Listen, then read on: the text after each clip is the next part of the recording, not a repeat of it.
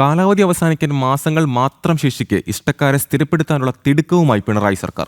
മുഖ്യമന്ത്രിയുടെ social media ടീമിലെ 12 പേരെ സ്ഥിരപ്പെടുത്താനാണ് തകൃതിയായ നീക്കം. വലിയ ശമ്പള വർധനവോടെയാണ് നിയമനം സ്ഥിരപ്പെടുന്നത്. ജനം ബിഗ് ബ്രേക്കിംഗ്.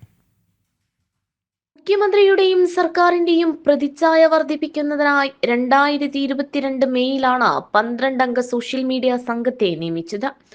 വലിയ ശമ്പളത്തോടെ 6 മാസത്തേക്കായിരുന്നു നിയമനം. പിന്നീട് ഓരോ വർഷവും കാലാവധി നീട്ടി നൽകുകയായിരുന്നു. മുഖ്യമന്ത്രിയുടെ കനകുലുമാർ എന്നറിയപ്പെടുന്ന സംഘത്തിന് കഴിഞ്ഞ ജൂണിൽ വലിയ തോതിൽ ശമ്പളം വർദ്ധിപ്പിച്ചു നൽകിയിരുന്നു. സാമ്പത്തിക പ്രതിസന്ധിക്കിടയിലും താൽക്കാലിക ജീവനക്കാർക്ക് ലക്ഷങ്ങൾ നൽകുന്നതിൽ വലിയ പ്രതിഷേധവും ഉയർന്നിരുന്നു. ടീം ലീഡർക്ക് 78,750 രൂപയാണ് ശമ്പളം.